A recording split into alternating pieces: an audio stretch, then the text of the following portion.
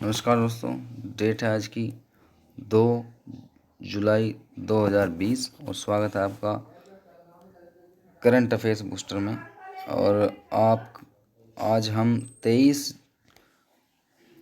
जून से लेकर के 2 जुलाई 2020 तक की करंट अफेयर्स, जो मुख्य करंट अफेयर्स है उसके बारे में चर्चा करेंगे। और आपसे मेरा निवेदन है कि आप वीडियो को एंड तक ज़रूर देखें, तभी आप वीडियो को एनालिसिस कर पाएंगे।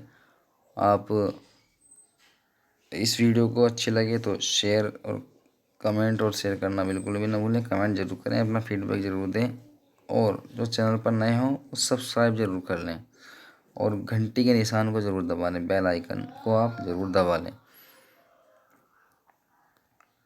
तो बात करते हैं सबसे पहले करंट अफेयर्स की।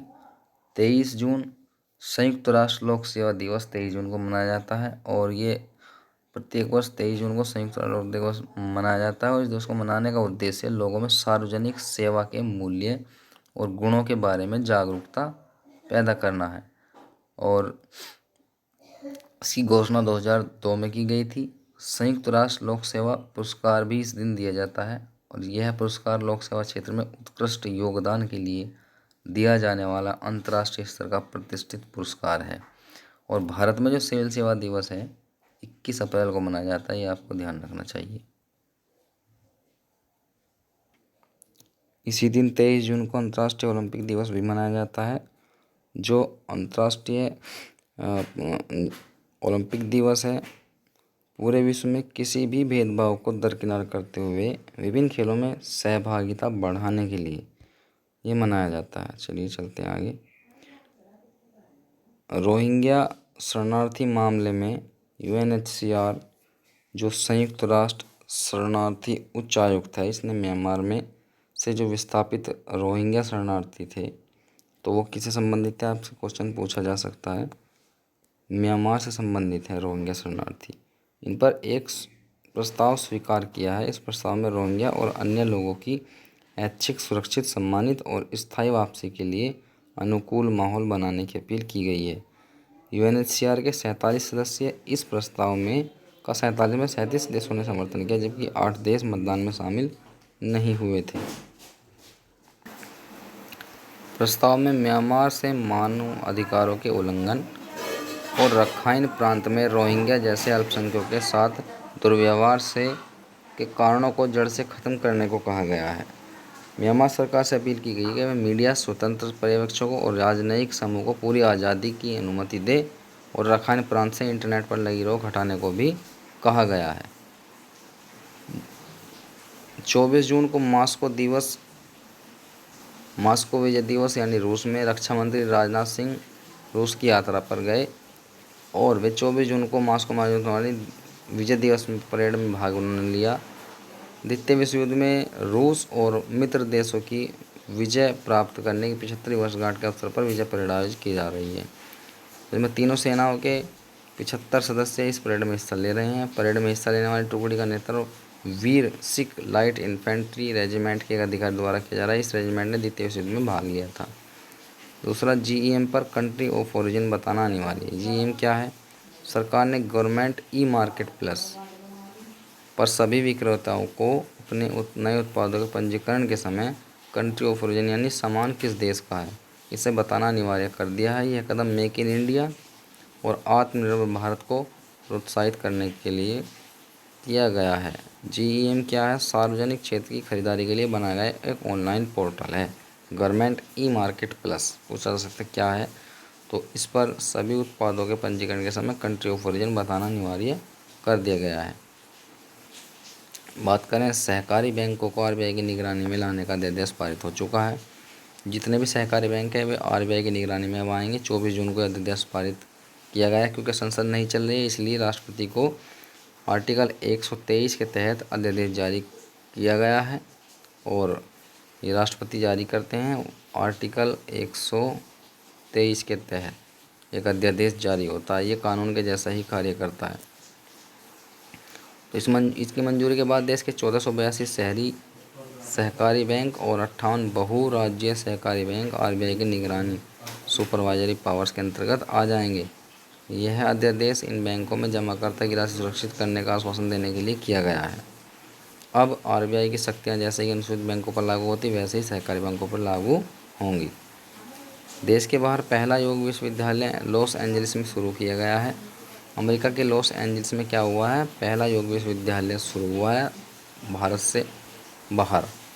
विवेकानंद योग विश्वविद्यालय नामक इस संस्था का उद्घाटन 23 जून को विदेश राज्य मंत्री मुरलीधरन ने वीडियो कॉन्फ्रेंस के जरिए किया। जाने माने योग गुरु नागेंद्र इस विश्वविद्यालय के अध्यक्ष होंगे। बात करते हैं फाइनेंशियल एक्शन टास्क फोर्स की FATF की वर्चुअल वीडियो कॉन्फ्रेंसिंग के माध्यम से 21 से 24 जून को इसकी बैठक आयोजित की गई है और इसमें पाकिस्तान को ग्रे लिस्ट में रखने का निर्णय लिया गया है, क्योंकि संदिग्ध देशों की सूची में आता है ग्रे लिस्ट, उसी में पाकिस्तान को रखा गया है। और लश्कर तैयबा मोहम्मद जैसे आतंकी समूह को आर्थिक स्रोतों को समाप्त करने में पाकिस्तान की नाकामी को देखते हुए संस्था ने यह निर्णय लिया है। अब अक्टूबर 2020 में होने वाली अगली बैठक तक निगरानी सूची में इसे रहना होगा। और 4 बार दी गई आखिरी समय सीमाओं के बावजूद पाकिस्तान आतंकवाद के वित्त पोषण पर काबू करने में नाकाम रहा है। इससे पहले अक्टूबर 2019, जून 2019 और फरवरी 2020 में पाकिस्तान को ग्रे लिस्ट में रखा गया था। और इसमें क्या होता है, अगर ग्रे लिस्ट में किसी देश को डाल दिया जाता है तो उसे अंतर्राष्ट्रीय संस्थाओं जैसे अंतर्राष्ट्रीय मुद्रा कोष, विश्व बैंक, एशियाई विकास बैंक, यूरोपीय बैंक आदि से आर्थिक मदद मिलने में कठिनाई होने लगती है। ये है क्या, financial action task force Paris स्थित अंतर सरकारी संस्था इंटर गवर्नमेंट ऑर्गेनाइजेशन है पेरिस में। कहाँ पर है, पेरिस में। अगर आपसे पूछे FATF का मुख्यालय पेरिस। इसका काम गैर कानून आर्थिक मदद, आतंकी फाइनेंस को रोकने के लिए नियम बनाना है। इसका 1989 में गठन किया गया था। 39 देश इसमें पूर्ण सदस्य हैं और 21 जून 2019 को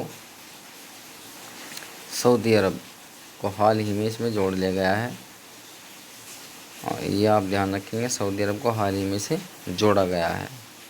तो और ग्रे लिस्ट या ब्लैक लिस्ट में डाले जाने पर देश को अंतर्राष्ट्रीय संस्थाओं से कर्ज मिलने में काफ़ी कठिनाई आने लगती है। चलिए, वर्तमान में इसकी ब्लैक लिस्ट में 2 देश हैं, ईरान और उत्तर कोरिया, पूछा जा सकता है। और इसकी पूर्ण सदस्य वाले देश ये हैं, आप इसका स्क्रीनशॉट ले सकते हैं। ये सभी पूर्ण सदस्य वाले हैं, इसमें इंडिया भी शामिल है। और FATF का जो पर्यवेक्षक देश है वो है इंडोनेशिया और वर्तमान अध्यक्ष देश है चीन। कुशीनगर हवाई अड्डे के बारे में बात करते हैं। कुशीनगर हवाई अड्डे को अंतर्राष्ट्रीय स्तर का बनाने का फैसला किया गया है। कुशीनगर हवाई अड्डा ये यूपी में पड़ता है और सरकार ने उत्तर प्रदेश के कुशीनगर हवाई अड्डे को अंतर्राष्ट्रीय स्तर का बनाने का फैसला किया है। निर्णय उत्तर प्रदेश के पर्यटन क्षेत्र को बढ़ावा देने के लिए किया गया है। ये बौद्ध तीर्थ स्थल है और यहीं पर अंतिम उपदेश सुबह को दिया था और महापरिनिर्वाण प्राप्त किया था महात्मा बुद्ध ने, इसलिए ये फेमस जगह है। विस्थापित श्रमिकों के लिए आत्मनिर्भर उत्तर प्रदेश रोजगार योजना का शुभारंभ किया गया है। 26 जून को ये आत्मनिर्भर उत्तर प्रदेश रोजगार योजना शुभारंभ की गई है और प्रधानमंत्री नरेंद्र मोदी ने ये शुभारंभ किया वीडियो कॉन्फ्रेंसिंग के जरिए। 31 जुलाई में शुरू की जाएगी। जो हाल ही में अन्य राज्यों से लौटे हैं, इस अभियान के तहत उन विस्थापित श्रमिकों को रोजगार सृजन के बारे में वह प्रावधान किया गया है। इसके जरिए 1.25 करोड़ लोगों को रोजगार उपलब्ध कराया जाएगा। उनके घर के पास ही रोजगार उपलब्ध कराने की ये स्कीम है और विभिन्न मंत्रालयों और विभागों के समन्वित प्रयास से शुरू किया गया है। ये सब विभाग इसमें शामिल है। तो आत्मनिर्भर उत्तर प्रदेश रोजगार योजना के लिए जो अपने राज्य को वापस लौट आए हैं। संजीता चानू को अर्जुन पुरस्कार से सम्मानित किया जाएगा। ये कौन है? एक प्रतिष्ठित अर्जुन पुरस्कार से सम्मानित किया जाएगा और ये भारोत्तोलक है, वेट लिफ्टर है, संजीता चानू। 2008 से रोका हुआ था चानू को। 2018 के लिए दिल्ली हाईकोर्ट के आदेश अनुसार अर्जुन पुरस्कार मिलेगा। तो संजीता चानू को मिलेगा ये पुरस्कार, अर्जुन पुरस्कार। और ये क्या है? भारोत्तोलक है। महिला विश्व कप 2023 की मेजबानी ऑस्ट्रेलिया और न्यूजीलैंड को सौंपी गई है और इसमें पहली बार 32 टीमें भाग लेंगी। ऑस्ट्रेलिया और न्यूजीलैंड को संयुक्त रूप से दिया गया है। जिनेवा में विश्व फुटबॉल सर्वोच्च संस्था फीफा की शीर्ष परिषद कहाँ पर है? जिनेवा में है फीफा का मुख्यालय में। 25 जून को हुए मतदान में ये फैसला किया गया है कि अब ऑस्ट्रेलिया और न्यूजीलैंड को 2023 की फीफा महिला विश्व कप की मेज़बानी दी जाएगी और 4 साल के बजाय 2 साल में आयोजित करने के पिछले सुझाव को भी दोहराया गया है इसमें। संयुक्त मेजबानी के दावे को 22 जबकि उनके एकमात्र प्रत्याशी कोलंबिया को 13 मत मिले थे। फीफा अध्यक्ष कौन है? Gianni Infantino. इन्होंने न्यूजीलैंड और ऑस्ट्रेलिया के पक्ष में मतदान किया है। ये पहला ऐसा विश्व कप होगा जिसे 2 देश और 2 भिन्न फीफा परिसंघ सदस्यों मिलकर आयोजित करेंगे। ऑस्ट्रेलिया एशियाई फुटबॉल परिसंघ जबकि न्यूजीलैंड ओशियाना फुटबॉल परिसंघ का सदस्य है।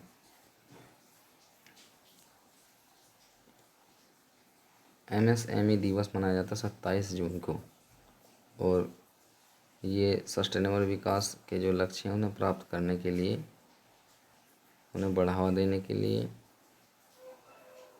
और लघु एवं मध्यम आकार के उद्यमों को बढ़ावा देने के उद्देश्य से दिवस मनाया जाता है। इसकी थीम क्या रखी गई है? कोविड-19 the great lockdown and its impact on small business है। इसकी थीम याद रखेंगे। एमएसएमई दिवस 27 जून की थीम है कोविड-19 the great lockdown and its impact on small business.